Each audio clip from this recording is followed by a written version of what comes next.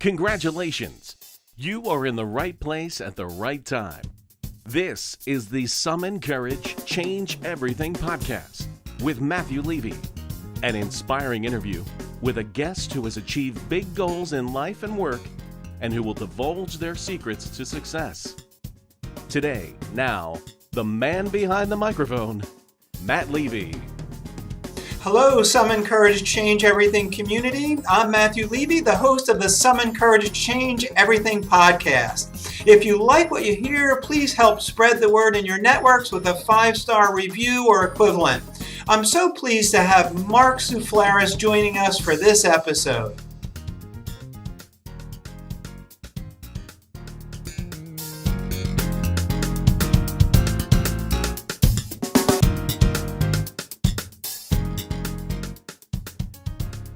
Mark is Senior Vice President at the Toft Group, specializing in executive searches for pharmaceutical and biopharmaceutical industries. He understands the needs of clients exceptionally well, having spent nearly 30 years working with pharmaceutical companies to successfully commercialize life-saving products for significant healthcare needs. Mark, thanks for joining me today. Well, Matt, thanks very much for having me. It's always a pleasure to spend time with you, and I look forward to our discussion this evening. Excellent, Mark. Me too. So we're going to definitely have some fun talking about this concept of summoning courage to achieve big goals in life and work. And in prep for our podcast and from knowing you for many years now, I've always been impressed about how you have created changes in your life. And I'd love to tease that apart a little bit, maybe starting with the transition that you undertook, what was it, maybe about 10 years ago, to transition from a more traditional W-2 corporate job into something more entrepreneurial. Tell us a little bit more about that. Sure. Well, I think I've always had a bit of entrepreneurial spirit. It probably goes back to when I was a kid in Syracuse, New York, mowing lawns and shoveling driveways in the winter. And so again, I liked, trying to do business. I liked earning money. And so, it's been part of me. I grew up in a medical family.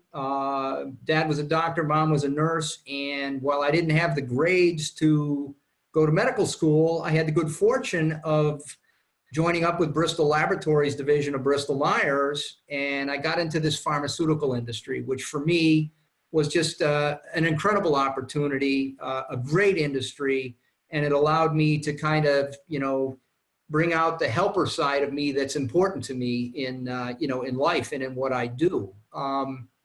And so after spending about 30 years in the pharmaceutical industry and loving it and learning so much, I also, I had this sort of entrepreneurial tug that was in the back of my mind. And, I once I read a book, and I don't even remember the name now, but it was talking about, as we age and doing things that we want to do in life or not do in life. And it talked about this older man who, had a rocking chair test. And he said, put yourself in a rocking chair when you're 85 years old. And what you don't want to do is look back on your life and say, I wish I did this, I should have done that. And so that always stuck with me. And so as I kind of, went through my, corporate career and I hit my 50s, I was like, okay, think about that rocking chair test. And so, I had the good fortune of, and maybe it wasn't good fortune, but in retrospect, it was good fortune. The last company where I'd spent almost 10 years working with, we had a phase 3 clinical trial failure. Mm-hmm. When the trial failure was announced, our stock price dropped 75% overnight. And for me, that was 2 company failures in a row. And I thought, okay, this is a sign. I got to take action. I think I was 52 years old at the time. And I said, okay, now you need to start that business, whatever it's going to be. Long story short, as I'm working my network, I ended up interacting with an executive recruiter who had an 11-year-old search practice. He was probably 15 years older than me, looking to sell his business, and I ended up buying his business. It was a perfect match for my background and experience. I didn't know anything about the search business, but I knew I could leverage all of my experience. And so I took the plunge. What year was that, Mark, just so we can give the continuum for our audience? July 1st, 2006. So the economy was really firing on all cylinders at that point. Big time. It was firing on all cylinders. Sort of being an entrepreneurial person, I thought, I'm just going to kill this. I mean, this is wonderful. I'm going to hit a home run with this, and so that's how it started out.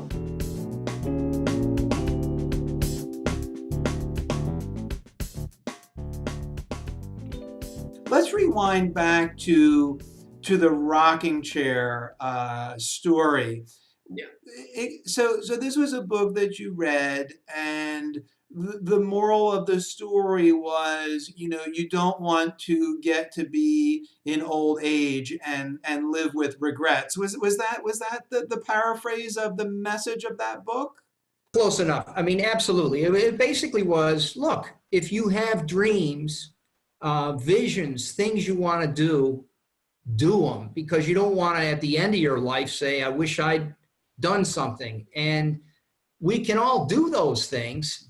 We just have to make the time, put together a plan, execute it against it, and take a shot. Mm-hmm. We don't always, many people start businesses, and they fail, but then they start another one, and then another one, and then they succeed. So the important thing to me was, I'm going to own my own business at some point in time. And so I'm going to take the shot on goal. And fortunately, we went through some rough times, but at the end of the day, we're very happy and enjoying good success now. Mm-hmm. Mark, you talk about shots on goal. The famous Wayne Gretzky quote is, "You miss all of the shots you never take."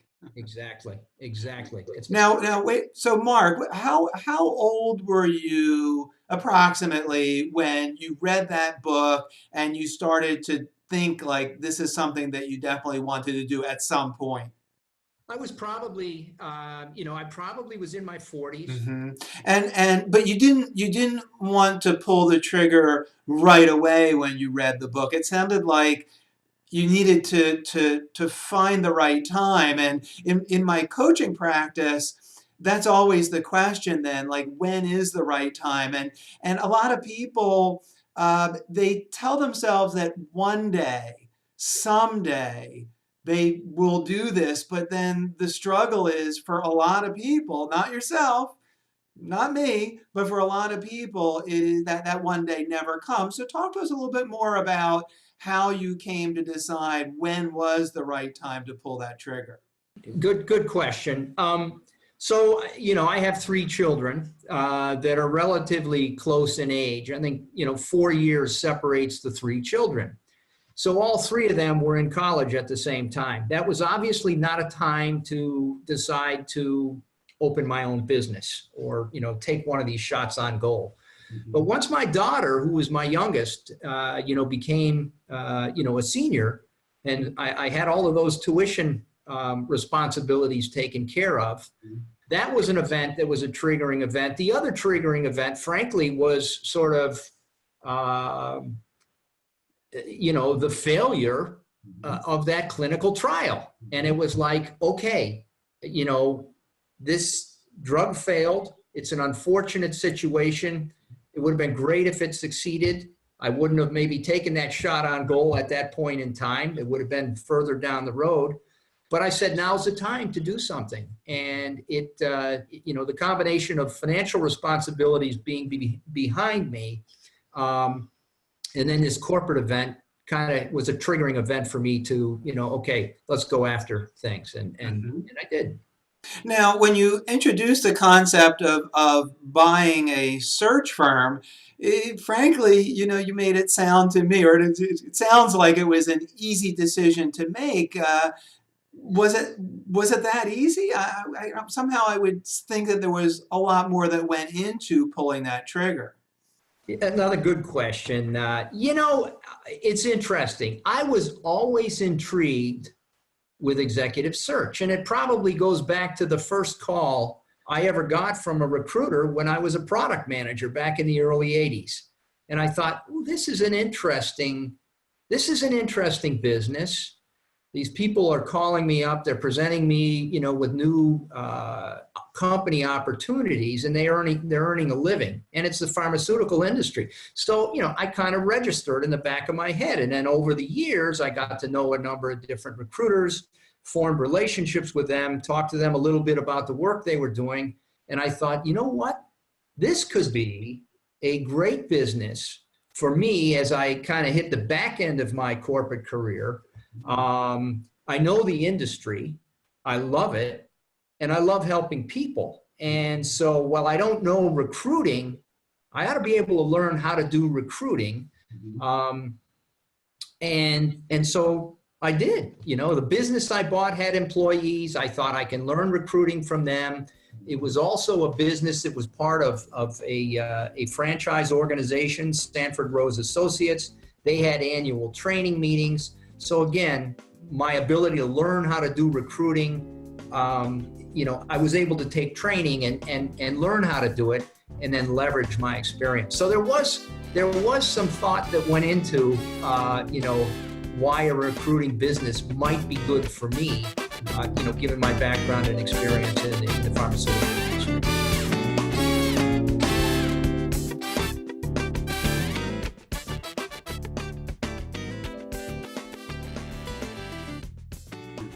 Mark, you hear so many people talk about, but I have bills to pay and I have a monthly mortgage. And so I need the stability of a paycheck.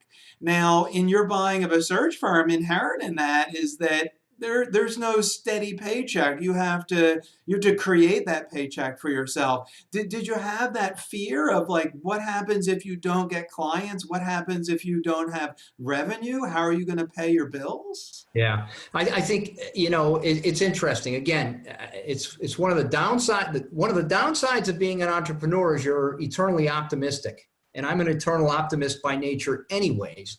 And so that's not always a good thing. But, frankly, I never thought about, this isn't going to work. I only thought this is going to work. Why is it going to work? It's going to work because I'm buying an existing business. That business has momentum.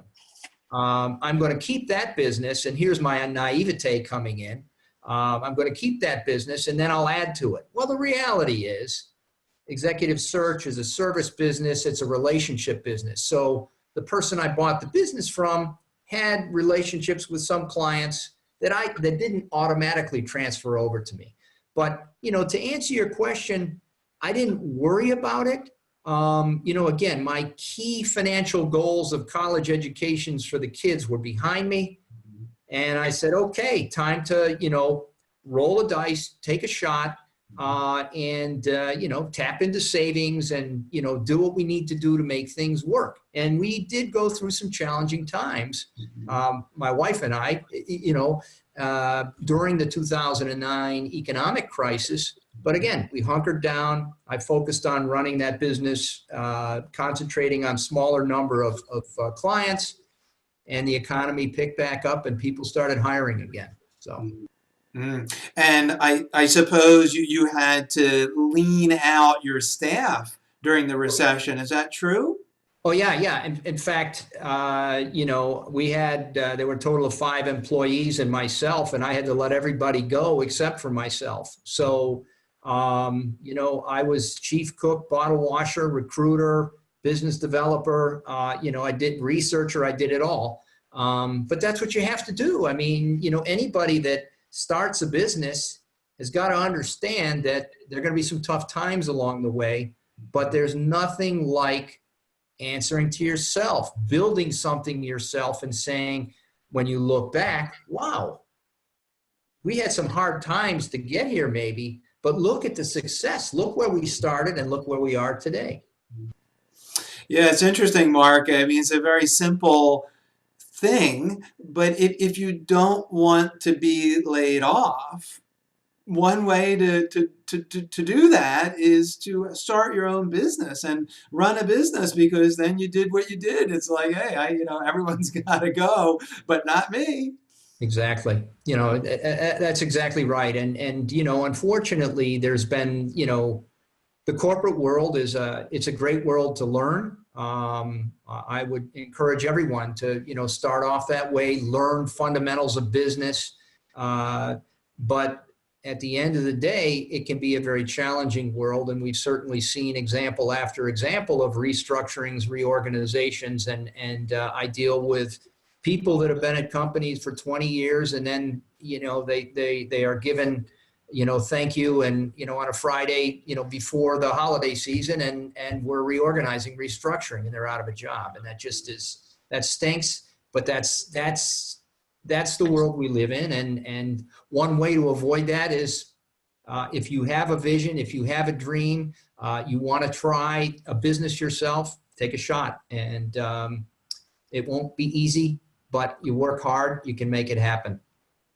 You mentioned dream, and our listeners are used to hearing me talk about the Dream Action Plan, which is an acronym, DREAM.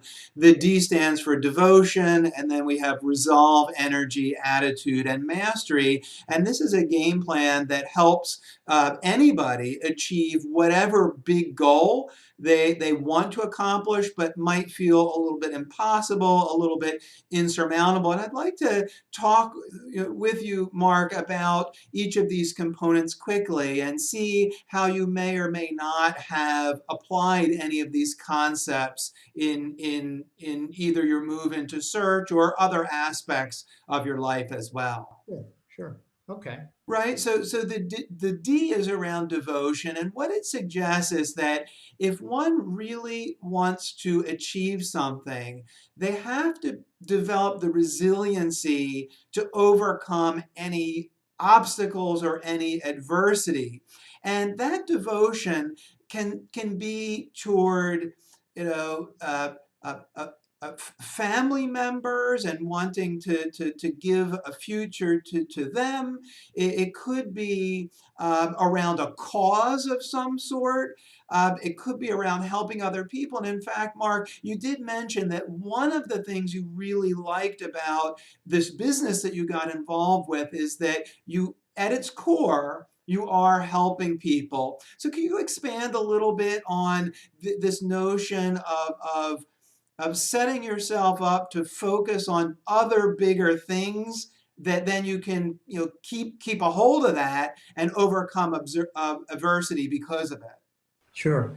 So, in terms of, the devotion side of Dream, I think when I, looked at this business, again, I looked at it as a way to help other people, advance their careers professionally, and also help clients, build their leadership team. So I thought, wow, that resonates, incredibly well with me.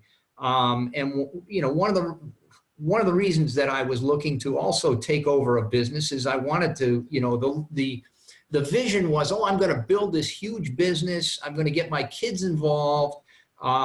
Wouldn't it be fun to, create something big together? Well, 3 kids have 3 separate views on what they want to do with their lives. They're fortunately, tracking successfully in each of their respective paths. They didn't have the same dream, or vision as Dad did. But at the end of the day, I really, drove towards, devoting myself and my company to trying to help, those, great candidates get jobs with, with great clients. And it's been incredibly rewarding. I just am thrilled that I was able to, get involved in this business. Yeah, Mark, I mean, this is really resonating with me in the discussions that we've had over the years that, you know, frankly, some headhunters are thinking more about what you would call butts and seats, transactional, but you've always talked about, how this can be a life-changing experience for a candidate and also for a company, for a hiring manager to find that right match. No, absolutely. I've never looked at business as being sort of transactional, individual, one-offs. I mean, I have a partnership philosophy in life. The people that I work with, I want to form partnership relationships with, meaning that, we get to know each other and I really have a good understanding of my client needs, so that they'll continuously come back and work with me. The better I know them, the better I know their needs, the better I can go out and find the right kinds of candidates that are not going to just present with the technical competencies that they're looking for positions, but there's going to be a cultural fit, a chemical connectivity between the candidate and the leadership team. So, it's a very important part of what we try to do.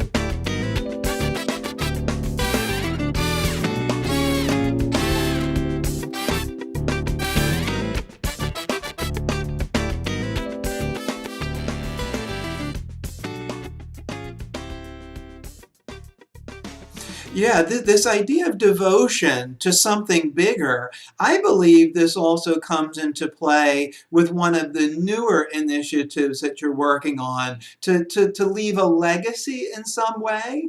Would you share a little bit more about that project? Yeah, it's at this point, it's still very much vision, although the vision is getting built out. But having now spent 11 plus, 12 years of executive search at leadership levels. I mean, our company really is working at director through C levels across all functional areas for our life science clients. But one of the voids, I believe, in our educational system is that we are great at imparting knowledge in children, all the way through college.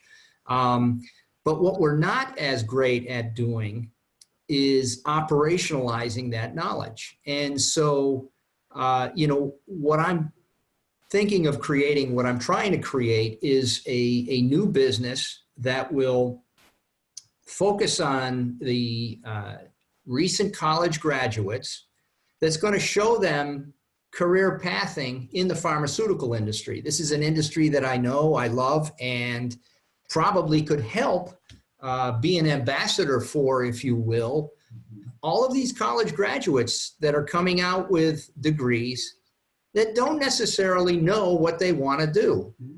Right, Mark. And the theme I'm hearing is, doing right by the people that you affect by these projects, by these businesses, that the profits are for you a byproduct of doing good work. Oh, absolutely. It's not about the money. I mean, that's not, no, and as a business person, I shouldn't say that because, we're in business to earn, money, et cetera. But really, I see such a need in this area that, I get so excited anytime I can talk to, it doesn't even have to be a college grad, because I'm talking to, children that are in, or students that are in, college now, a couple of years away from graduating. I get so jazzed up when I'm talking to them about, the industry, and because they're so curious. They don't know about it. They've got questions about, well, I heard drugs cost so much money and, my grandmother can't afford her medicine, or, and you help them through to, understand these things. And I've had such a great time in this industry. I want others to share in the greatness of the industry. Beautiful. So let's move forward and talk about the R, which is resolve. This is what I call an unwavering determination to overcome adversity. I give the example of Rockefeller when he was just starting out, trying to find his first job as a 16-year-old. He knocked on doors 6 days a week, all summer long, looking for his first job. I talk about that as resolve. Now, in as you went into the search business and then fell right into the recession, I mean, there had to be times when you were talking to your wife in the evening after dinner saying, boy, I don't know. How did you stick with it? Well, that's a good question. I mean, yeah, there were some tough times. And there were many times when I looked at the mirror in the morning and it's like, what did you do? You had a great corporate life, this business, I don't know what happened. We're in a recession and I've never seen this before. And I learned about cash flow when I worked for myself, not when I was a corporate guy. I had a ton of learnings. But, at the end of the day, I was committed. I mean, it was like I had financial obligations to pay for the business. I couldn't quit. I had to persevere. I had to hunker down, work extra hard. And then, fortunately, I was part of the Sanford Rose Associates organization. I was able to help some other offices with some of their needs. At the same time, I'm doing my own business. So I was able to financially keep things going through that real tough year. And then 2010 was better than 2009. 2011 was better. 2012, and then we came out but it really was perseverance. It was, being committed to what I set out to do. Yeah, Mark, maybe you've heard the metaphor of burning the ships. Burning the ships. Well, let me say a word about it, because it sounds like exactly the mindset that you had. And this goes back to one of the explorers, Cortez, and I'm sure it'll all click for you here just in a minute. Cortez, he brought all the workers over on the ship, and they landed, I think, in Florida or whatever, and the first thing he did was he burned all the ships. And the crew was like, what are you doing? Don't do that. Like, what if we have to leave, Right. Yeah, you know exactly where I'm going. Absolutely. What was that? You're committed. I mean, you're absolutely committed. You got to stay. You got to hunker down. You got to make it work. And challenge. Hey, listen. We all go through life, and I have found in life that the challenging times, the adversities, bring out better thinking. They bring out creativity. And at the end of the day, I think we all get better with whatever it is we're trying to do when we suffer through adversity.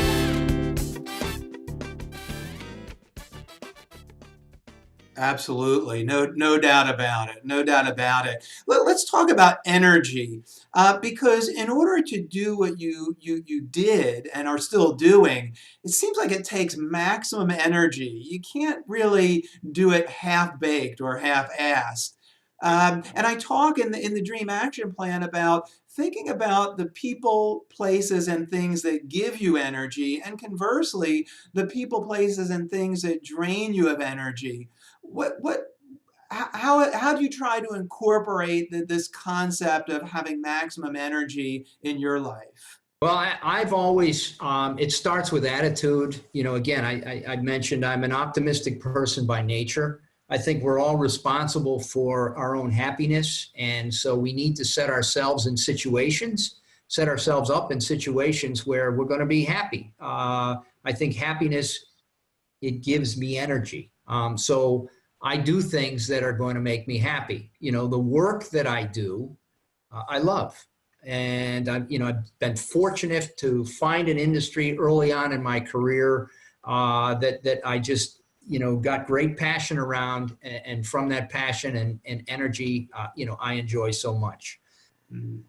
It's interesting, Mark, and in this way, human beings are like cell phones. If we don't recharge, we deplete our batteries, and then we're useless. So I think that feels a little bit like what you're saying, that as busy as you are and all the commitments that you have, you realize that if you don't recharge, you're not going to be the best you can be. That's absolutely right. And, we all, there's, 24 hours in a day, but if you ever took the time to see, you break your day up into your work time, your family time, your sleep time. And then when you dissect those different times of the day, look at work time. And I did this when I was a corporate guy. And I remember as I went further up the food chain, I was less and less effective. Why was that? Because I was spending more and more time in meetings. And so I started looking at all the things that, would waste, time. And that started to wear on me, again, as a corporate guy. And I said, life's too short. I want to be productive with the time that I'm working so that I've got more time with family and maybe more balance in my life.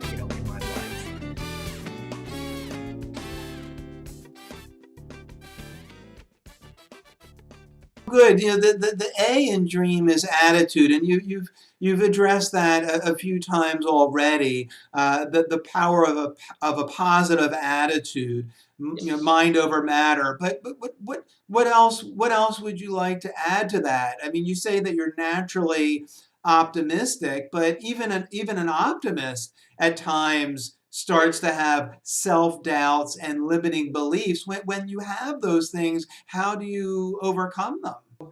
Getting involved with others, whether it be coaches, people you work with, just to try and help you through tough times.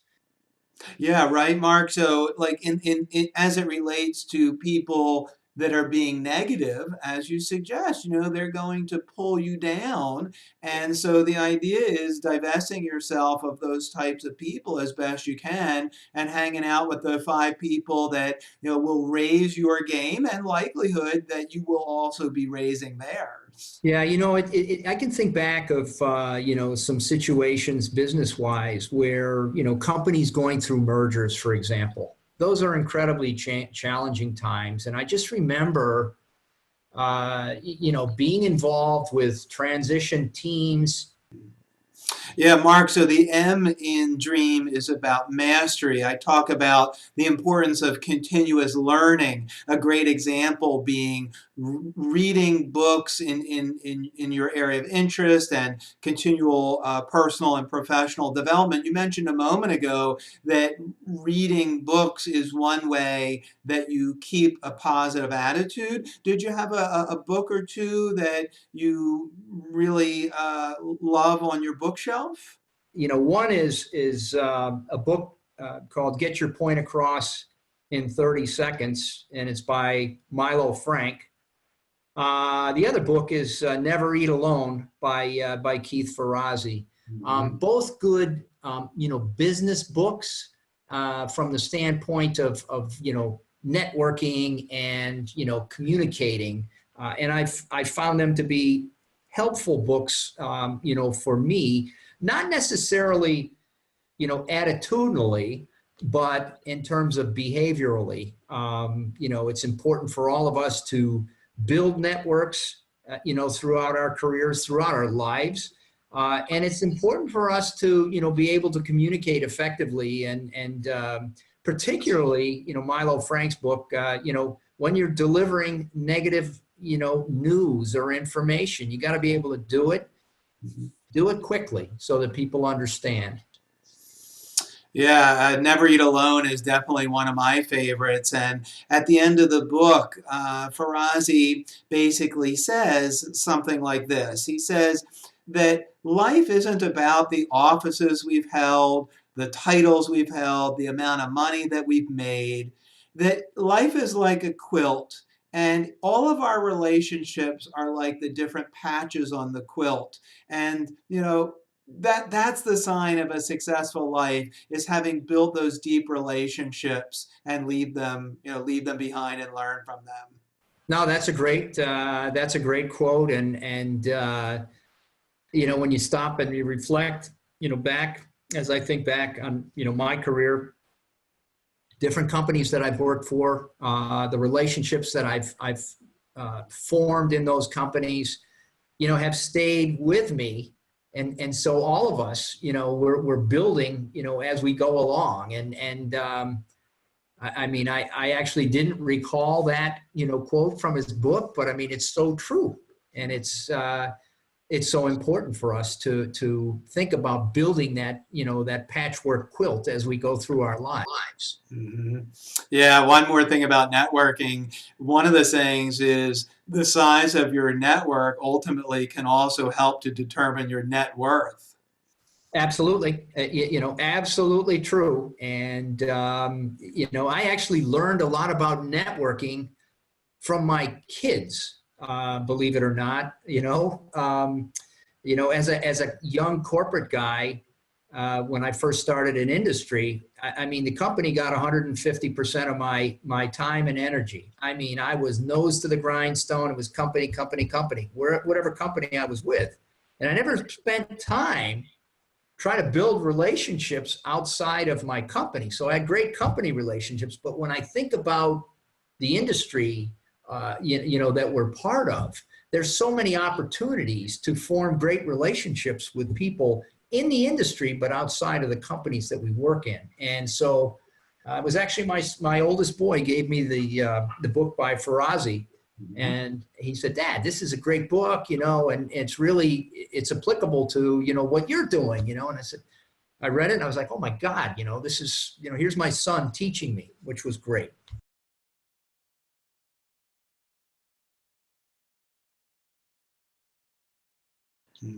We should also put a plug in then for The Go-Giver, which is another very famous and heartfelt book about networking, and that's by Bob Berg. We'll put links to Never Eat Alone, the prior book you mentioned, as well as The Go-Giver in the show notes for sure. Help our audience find this stuff. And by the way, one other thing that you mentioned that stuck with me is you talked about how hard you worked earlier in your career and when in your entire corporate career. And it does remind me about this palliative care nurse by the name of Bronnie Ware, who therefore spent a lot of time with the dying. And she basically kept a diary, if you want to call it that, about all of the regrets that the folks that were dying in her care had. And one of the key themes, Mark, was these people to a T all had a regret that they had worked too hard and had not spent enough time keeping those relationships alive in their lives with the people that meant the most to them. Yeah, I think that's really sad. To go, that's the, the rocking chair test from a different perspective. And, life's too short. I don't want to go down with too many regrets, so live life, to each of us should live life to our fullest, to the best that we can, to, to our values, and try to do the things that we want to do. And be with the people that we want to be with, and enjoy. Well said, and that's exactly what this podcast is all about. That's exactly it. So I want to sprinkle a couple of questions here to you before we wind down. The first is, what's the best piece of advice that your mom or dad ever gave you? Be honest. Be open, work hard, be diligent, and, be a good person. I mean, those were the sorts of things that, came out at my home. And I'm sure you made them very proud. Well, I think so. We'll see. Hopefully. So, if you had an opportunity to put a quote or saying on a billboard in front of I-95 so you could get that message out to as many people as possible, what kind of quote, what kind of saying would you put on there? I mean, I'd say, look, life is short, and it's important for us to live life to the fullest, and doing so in a way that's going to help other people. And so, to help other people, that means working hard, working honestly, being open in our communication, and showing compassion for one another. Excellent, excellent. Mark, what advice would you give to your 21-year-old self? Don't be in a hurry to, get on top of the world or on top of the corporate world, as you're, moving on into your career. Keep your eyes open, as you're going through life. Learn as much as you can along the way, and be good to others and help others, and you'll be very rewarded in life. That's excellent advice, Mark, no doubt. And any other pearl of wisdom or any other message that you'd like to pass along to the audience? This would be a great time to do that. Yeah, well, we touched on this sort of new business concept that I'm working on, which is, sort of, focused on helping college grads understand the career paths that are open to them in the pharmaceutical industry. And again, I'm putting this together now.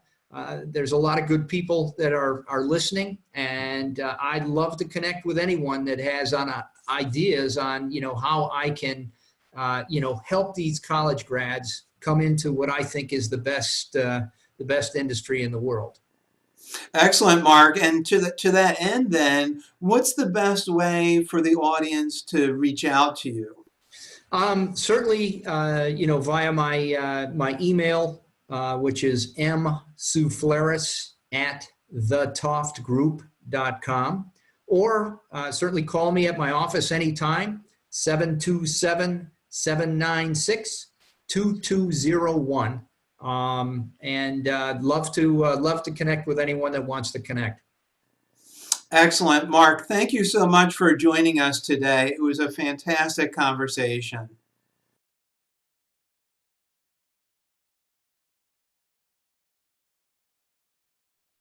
I'd like to thank Levi Dillon for his excellent podcast engineering, as well as Texas Radio Fish for the music.